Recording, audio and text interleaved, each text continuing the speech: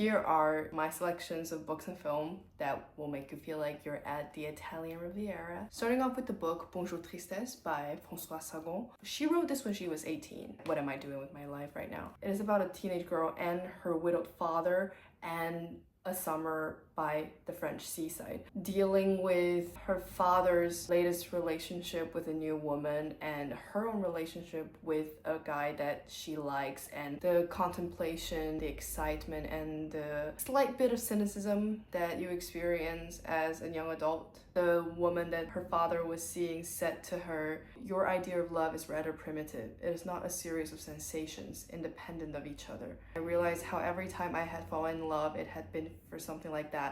A sudden emotion roused by a face, a gesture, or a kiss, which I remembered only as incoherent moments of excitement. "This is something different," said Anne. "There are such things as lasting affections, sweetness, a sense of loss, but I suppose you wouldn't understand." I remember at the time when I was reading that book, I was experiencing loss of a type of romantic love. It did make me question, how do I define love? Because all the love that I have experienced before are all kind of what she said in the book, incoherent moments of excitement. And the notes that I wrote down when I was reading this book were also very interesting. I wrote, "The book immediately takes me to a summer holiday in France. It is such a good book to read by the sea. Perhaps the questions are still there, and how I feel about love and how I shall receive and give them remains to be seen.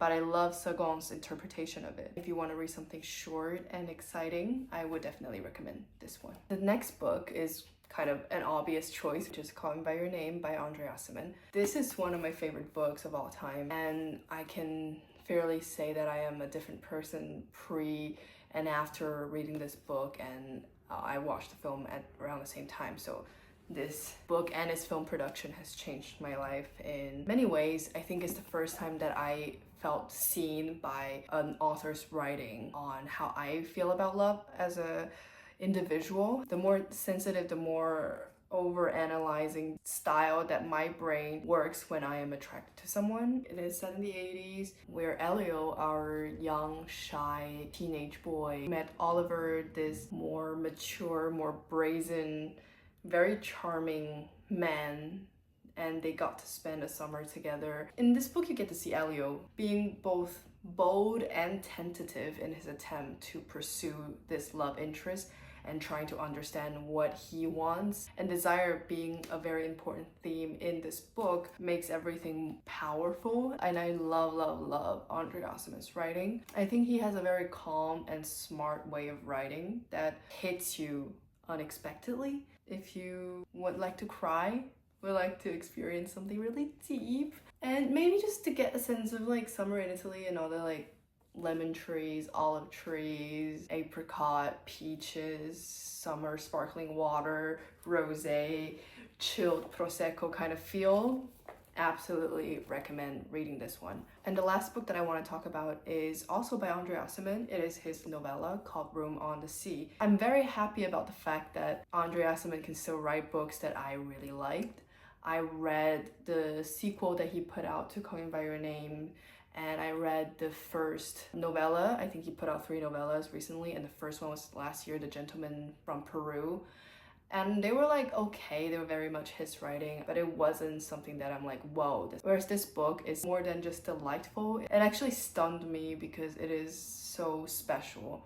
It is actually, interestingly, the only story in all the things I picked for this video that does not involve young people. It is about the serendipitous meeting of 2 60-year-olds with their grandkids, with a partner, with their life. And when life has been filled with familiarity and lacking in excitement, they met and they started having conversations and they're enjoying each other's company. It is a different type of attraction than it was if you're young.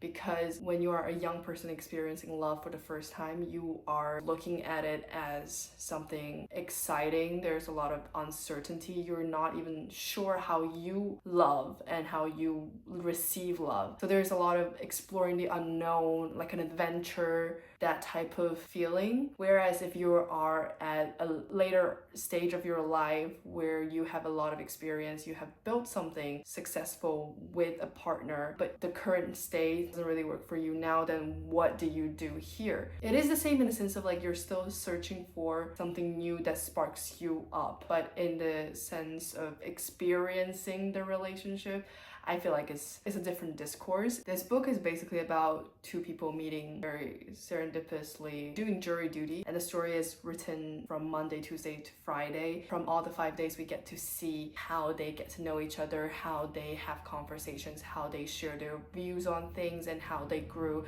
to become more intimate with each other. Andre Aciman, as a writer, he's very connected to his Italian upbringing, and his writing often involves Italy and the Italian lifestyle, and that is something that oftentimes brings me another layer of familiarity because I live here now. And in this book, they were talking about like getting Italian coffee, Italian food, or going to see Naples together, or enjoying the summer in Tuscany. I have noted that Andre Aciman is a great writer at writing conversations that are very sharp and intelligent, but at the same time it is not really realistic, which is an observation that I started to pay more attention to because I study cinema. And when you look at screenplays, you see like Woody Allen type of screenplay that is very intellectual, very mentally stimulating, but you realize nobody really talks like that in real life. A great choice if you want to read something short. Starting off, I want to share with you one of my favorite summers film called Conte d'été by Eric Romer. This film is part of a series, Tales of Four Seasons. I am a sucker for good dialogues. I do not need spectacular plot, dramatic climax. Just give me interesting characters, having a mentally stimulating conversation. I'll be very, very happy. And this film definitely feels like one of those films. It talks about a young boy going to vacation by the sea in France. He was waiting for his girlfriend, but he met two other girls there. There was a lot of attraction in the air, but awkwardness as well. And I can't spoil too much, but basically throughout the conversations, we get to learn more about the characters and their way of seeing things and living and how they interact with each other.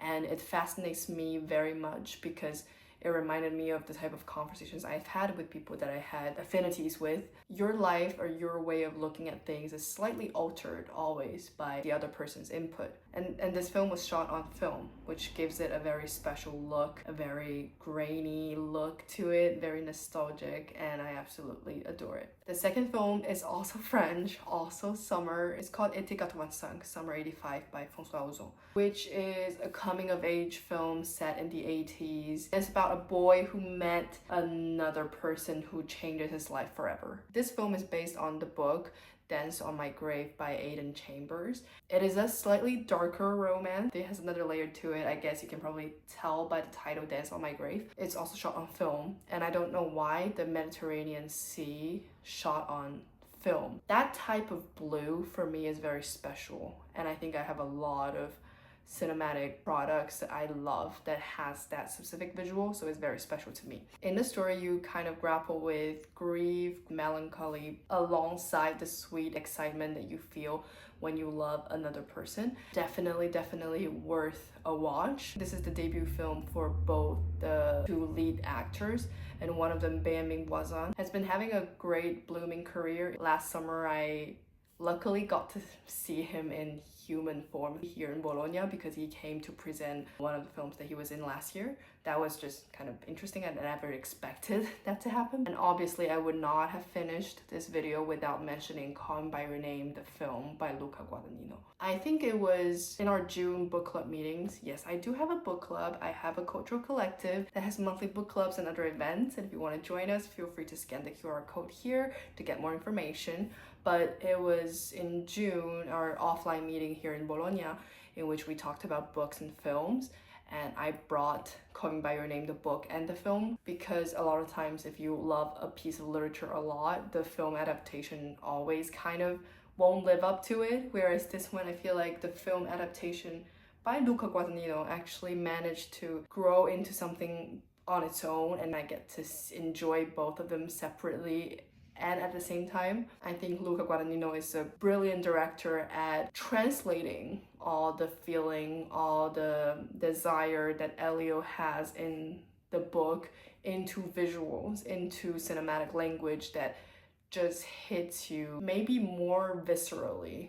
Because I feel like when you're processing words, the feelings might take a bit longer in your brain to register, whereas if it's cinema, you get overwhelmed by the sound, the atmosphere, the visuals, the music, and everything just comes a lot more directly. I think also this film just gave us so many famous scenes, like the peach scene. I actually got to visit Crema and Bergamo, which are two of the locations that the film was filmed in. They were amazing. I find it interesting because it feels like a lot of times when we are talking about summer and books or films that talk about summer is always connected to young love. I don't know if that is a very specific thing that our brains link to, or it's more fascinating to talk about summer romance that's fleeting. It's an observation, and I find it rather interesting. I hope the collection of books and film we talked about today can send over a little breeze of wind from the Italian coast, or a little sniff of fresh peaches and apricots and lemon juice and fresh prosecco and all of that. That's all I have for today. Thank you so much for watching, and I'll see you in the next video.